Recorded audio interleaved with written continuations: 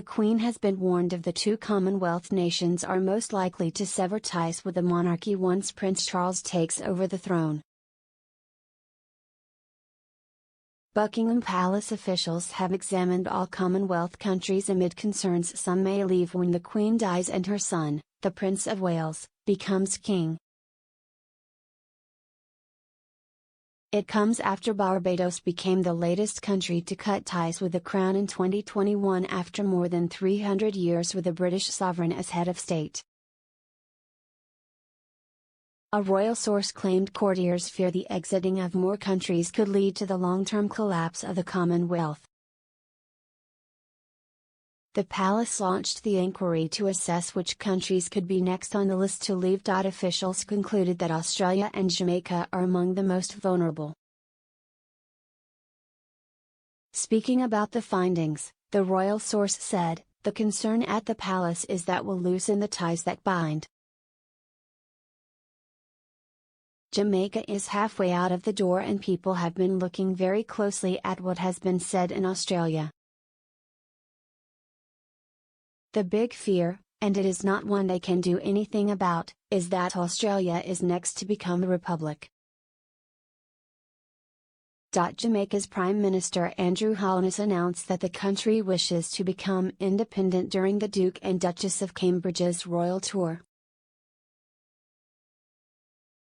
While standing beside Prince William and Kate, Mr. Holness said, "We are moving on. We intend to fulfill our true ambitions and destiny as an independent, developed, prosperous country." During their visit, the Cambridges faced questions and were met with protests over slavery reparations during their royal tour of the Caribbean earlier this year. The government's recent controversial policy to send migrants to Rwanda has also been linked to potential tension between the UK and Commonwealth nations. Prince Charles is said to be appalled by the deal, which was seen to likely offend the hosts and other African countries. Australia was tipped as the other country, alongside Jamaica, to potentially call a referendum to ditch the Queen as sovereign. Matt Thistlethwaite, who was appointed Australia's first minister overseeing the country's future in the association, said, "I think it's time we start the serious conversation about what comes next for Australia after Queen Elizabeth's reign ends." Australia is an independent nation. We have our own unique identity and culture. Every Australian, no matter their background, birthplace, gender or religion, should be able to aspire to be head of state.